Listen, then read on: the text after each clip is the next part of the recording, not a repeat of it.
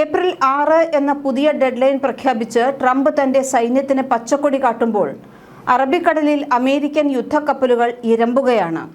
American സൈന്യം നേരിട്ട് യുദ്ധഭൂമിയിൽ ഇറങ്ങുമെന്നാണ് ട്രംപ് പറയുന്നത്. ഇറാന്റെ പ്രധാന എണ്ണ കയറ്റുമതി കേന്ദ്രമായ ഖാർഗ് ഐലൻഡ് പിടിച്ചെടുക്കാൻ താൽപ്പര്യമുണ്ടെന്നും ഇറാന്റെ പ്രധാന എണ്ണ കയറ്റുമതി കേന്ദ്രമായ ഖാർഗ് ഐലൻഡ് പിടിച്ചെടുക്കാൻ താൽപ്പര്യമുണ്ടെന്നും ഇറാന്റെ പ്രതിരോധ സംവിധാനങ്ങൾ ദുർബലമാണെന്നും ഖാർഗ് ഐലൻഡ് വളരെ എളുപ്പത്തിൽ പിടിച്ചെടുക്കാമെന്നും ട്രംപിന്റെ അവകാശവാദം. പ്രസിഡന്റ് നിക്കോളാസ് മദുറോയെ പിടികൂടി വെനസ്വേലയുടെ എണ്ണയ്ക്ക് മേൽ അനിശ്ചിതകാലത്തേക്ക് നിയന്ത്രണം കൈയടക്കിയ മാതൃകയാണ് ഇറാനിൽ മുന്നിൽ കാണുന്നതെന്ന് ട്രംപ് പറയുന്നു.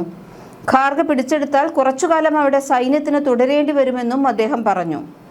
ഇറാന്റെ 90% എണ്ണ കയറ്റുമതിയും നടക്കുന്നത് ഈ ചെറിയ ദ്വീപ് വഴിയാണ്.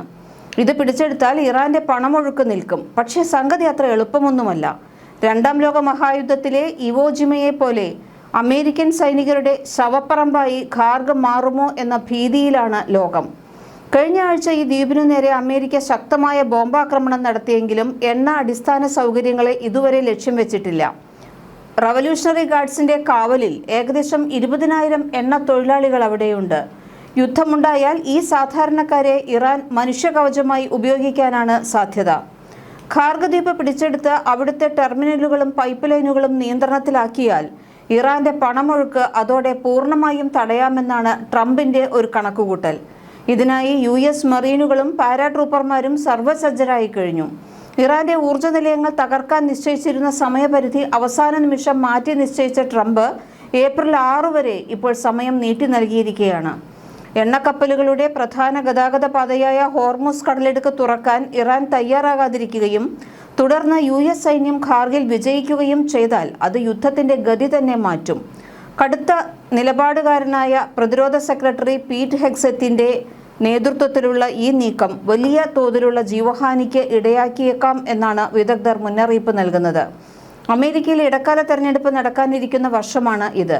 നിലവിൽ വോട്ടർമാർക്കിടയിൽ ഈ യുദ്ധത്തിന് വലിയ പിന്തുണയൊന്നുമില്ല എന്നതും ട്രംപിനെ ആശങ്കപ്പെടുത്തുന്നുണ്ട്. അതുകൊണ്ട് തന്നെ മിഡിൽ ഈസ്റ്റിൽ ഉടൻ തന്നെ വെടിനിർത്തൽ സാധ്യമാകുമെന്നും ട്രംപ് പ്രത്യാശ പ്രകടിപ്പിച്ചു. പാകിസ്ഥാന്റെ മധ്യസ്ഥതയിൽ ഇറാനുമായി ചർച്ചകൾ പുരോഗമിക്കുന്നതായി റിപ്പോർട്ടുകളുണ്ട്. ഇറാൻ ഭരണകൂടത്തെ ചർച്ചാമേശയിലേക്ക് എത്തിക്കാനുള്ള ഒരു വമ്പൻ തന്ത്രമാണ് ഇതെന്ന വ്യാഖ്യാനവും ശക്തം. ഇറാൻ തീരത്തുനിന്ന് 16 മൈൽ അകലെ സ്ഥിതി ചെയ്യുന്ന ഈ ചെറിയ ദ്വീപ് ഇസ്ലാമിക് റിപ്പബ്ലിക്കിന്റെ എണ്ണ കയറ്റുമതിയുടെ പ്രധാന കേന്ദ്രമാണ്. ഈ ദ്വീപ് പിടിച്ചെടുത്ത് അവിടുത്തെ ടെർമിനലുകളും സംഭരണ ടാങ്കുകളും പൈപ്പ് ലൈനുകളും നിയന്ത്രണത്തിലാക്കിയാൽ ഇറാന്റെ സമ്പദ് വ്യവസ്ഥയെയും സൈനിക നീക്കങ്ങളെയും താങ്ങി നിർത്തുന്ന പണമൊഴുക്ക് തടയാൻ അമേരിക്കയ്ക്ക് സാധിക്കും. ഇറാന്റെ മൊത്തം എണ്ണ ഉൽപ്പാദനത്തിന്റെ 90%വും പ്രതിദിനം 15 ലക്ഷം ബാരൽ വരെ കൈകാര്യം ചെയ്യുന്നത് ഈ ദ്വീപാണ്. ഖാർഗ് ദ്വീപിൽ ആഴക്കടൽ തുറമുഖവും വിമാനത്താവളവും മത്ലഉൽ ഫജർ റഡാർ സ്റ്റേഷൻ ഉൾപ്പെടെയുള്ള നിരവധി സൈനിക കേന്ദ്രങ്ങളുണ്ട്. ഇറാനെ വരുതിയിൽ കൊണ്ടുവന്ന് യുദ്ധം വിജയിച്ചാൽ അത് തന്റെ തെരഞ്ഞെടുപ്പ് ഗ്രാഫ് മുന്നോട്ട് കുതിക്കാൻ കാരണമാകുമെന്ന് ട്രംപിന് നന്നായി അറിയാം. അതിനുള്ള എളുപ്പവഴിയാണ് ഈ ഭീഷണിയെന്നും വിലയിരുത്തലുകളുണ്ട്. ഇതേസമയം ഇറാനിൽ രാജ്യവ്യാപകമായി ഇന്റർനെറ്റ് എല്ലാം വിച്ഛേദിക്കപ്പെട്ടിരിക്കുകയാണ്. തുടർച്ചയായ 30ാം ദിവസവും ഇത് തുടരുക തന്നെയാണ്. ഇതേസമയം ഹൂത്തി വിമതർ ഇറാൻ യുദ്ധത്തിലേക്ക് പ്രവേശിച്ചിട്ടുണ്ട്. ഇതോടെ മിഡിൽ ഈസ്റ്റ് പ്രതിസന്ധി രൂക്ഷമാവുകയാണ് ചെയ്തത്. എണ്ണവില കുതിച്ചുയർന്നു. ഓഹരികൾ വീണ്ടും ഇടിഞ്ഞു. അമേരിക്ക കരസേനയെ അയക്കുമോ എന്ന നിക്ഷേപകരുടെ ആശങ്കയും വർദ്ധിച്ചു. സംഘർഷം 5ാം ആഴ്ചയിലേക്ക് നീങ്ങിയപ്പോൾ ഇസ്രയേലിലെ തന്ത്രപ്രധാനമായ സ്ഥലങ്ങളിൽ ക്രൂയിസ് മിസൈലുകളുടെയും ഡ്രോണുകളുടെയും ഒരു ആക്രമണം നടത്തിയതായി യമനിലെ ഹൂത്തി വിമതർ പറഞ്ഞിട്ടുണ്ട്. ഇതോടെ സംഘർഷം വർദ്ധിക്കുമെന്ന ആശങ്കയാണ് എല്ലായിടത്തും. യുദ്ധം ചെങ്കടലിലേക്ക് വ്യാപിക്കുമെന്ന ആശങ്ക ഈ ആക്രമണങ്ങൾ ഉയർത്തിയിട്ടുണ്ട്.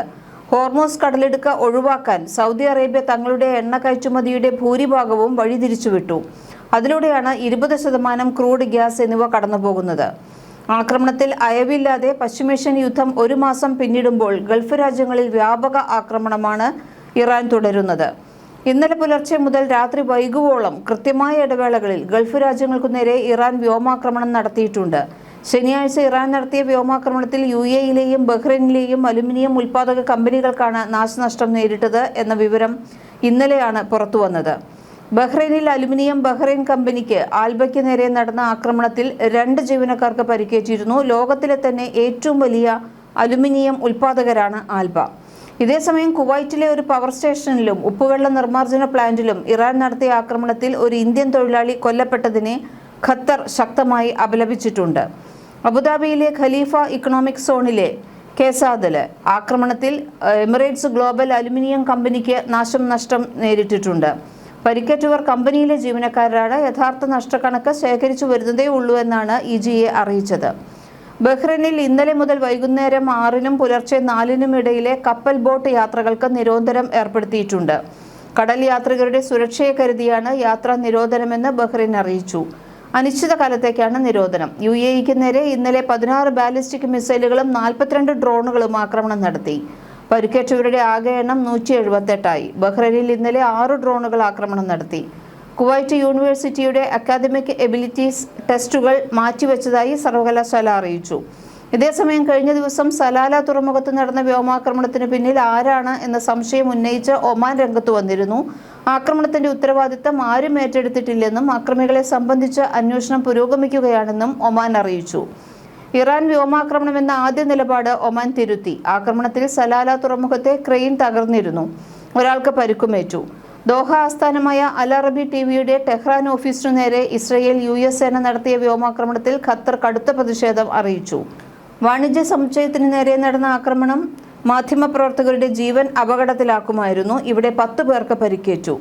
വടക്കൻ ഇറാനിലെ കിയാഷർ മേഖലയിലെ ദസ്തക് ഗ്രാമത്തിലുണ്ടായ വ്യോമാക്രമണത്തിൽ ഇറാൻ ആണവ ശാസ്ത്രജ്ഞനായ മുഹമ്മദ് റിസ ക്രിയയും ഭാര്യയും ഏതാനും റവല്യൂഷണറി ഗാർഡ് കമാൻഡർമാരും കൊല്ലപ്പെട്ടതായി ഇറാൻ സ്റ്റേറ്റ് ടെലിവിഷൻ അറിയിച്ചു. ആണവ ഭൗതിക ശാസ്ത്രത്തിലും അറ്റോമിക് എഞ്ചിനീയറിംഗിലും വൈദഗ്ധ്യം നേടിയ ആണവ ശാസ്ത്രജ്ഞനായിരുന്നു മുഹമ്മദ് റിസ കിയ. ഏതാനും സർക്കാർ ഗവേഷണ സ്ഥാപനങ്ങളുമായും അദ്ദേഹം ബന്ധപ്പെട്ടിരുന്നു. ഇറാൻ ആണവ ഗവേഷണ കേന്ദ്രങ്ങളിൽ ഉപയോഗിക്കുന്ന പ്രധാന സാങ്കേതിക വിദ്യകൾ വികസിപ്പിക്കുന്നതിലും പങ്കാളിയായിരുന്നു. ടെഹ്റാനിലെ റവല്യൂഷണറി ഗാർഡ് കമാൻഡറായ അബ്ബാസ് കറമിയും ഔവാസിലെ ബാസിജ് കമാൻഡറായ സയ്യിദ് സൻഗനെയും കൊല്ലപ്പെട്ടതായും ഇറാൻ സ്റ്റേറ്റ് ടെലിവിഷൻ റിപ്പോർട്ട് ചെയ്തു. തെക്കൻ ഇറാനിലെ ബദ്ദർ അബ്ബാസ് നഗരത്തിന് നേരെയുണ്ടായ ആക്രമണത്തിൽ റവല്യൂഷണറി ഗാർഡ് നാവിക ഇന്റലിജൻസ് മേധാവി ബെഹ്നം റിസായിയും റവല്യൂഷണറി ഗാർഡ് നാവിക കമാൻഡർ അലി റിസ തങ്സീരിയും കൊല്ലപ്പെട്ടതായി ഇസ്രായേൽ സൈന്യം അറിയിച്ചു. ഇതിന് പിന്നാലെയാണ് ആണവ ശാസ്ത്രജ്ഞനും റവല്യൂഷണറി ഗാർഡ് കമാൻഡർമാരും കൊല്ലപ്പെട്ടതായി ഇറാൻ സ്ഥിരീകരിച്ചത്. യുദ്ധത്തിന്റെ ആദ്യ ദിവസമായ ഫെബ്രുവരി 28-ന് ഇസ്രായേൽ ഡസൻ കണക്കിന് പ്രമുഖ രാഷ്ട്രീയ സൈനിക നേതാക്കളെ കൊലപ്പെടുത്തിയിരുന്നു. ഫെബ്രുവരി 28-ന് നടന്ന ഇസ്രായേലി അമേരിക്കൻ സംയുക്ത വ്യോമാക്രമണത്തിൽ സുപ്രീം നേതാവ് Ali Khamenei, revolutionary guard commander Mohammad Pakpour, സായുധ സേന chief of staff Abdolrahim Mousavi എന്നിവരും കൊല്ലപ്പെട്ടിരുന്നു. ബാസിജ് commander Gholam Reza Soleimani, Iran പ്രതിരോധ മന്ത്രി അസീസ് നാസിർ സാദെ, അദ്ദേഹത്തിന്റെ പിൻഗാമി എന്നിവരെ കൂടാതെ ഡസൻ കണക്കിന് മറ്റ് സൈനിക കമാൻഡർമാരെയും ഓഫീസർമാരെയും ഇസ്രായേൽ വധിച്ചിട്ടുണ്ട്.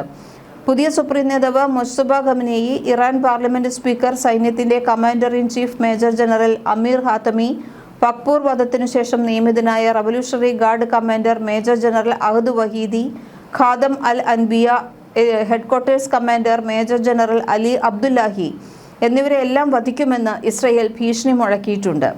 അതുകൊണ്ട് യുദ്ധം ഇപ്പോഴും യാതൊരു കുറവുമില്ലാതെ തന്നെ അതിൻ്റെ ഏറ്റവും പാരമ്യതയിൽ തന്നെ ഇപ്പോഴും നിൽക്കുകയാണ്. ട്രംപ് പറയുന്നുണ്ട് യുദ്ധം അവസാനിപ്പിക്കാമെന്ന്. പക്ഷേ അത് വെറുമൊരു പറച്ചിൽ മാത്രമാണോ? അതിൻ്റെ മറവിൽ, ചർച്ചയുടെ മറവിൽ കരയുദ്ധം തുടങ്ങാനാണോ ട്രംപ് ഉദ്ദേശിക്കുന്നത് എന്ന ഭയത്തിലാണ് ലോകം ഇപ്പോൾ നിൽക്കുന്നത്.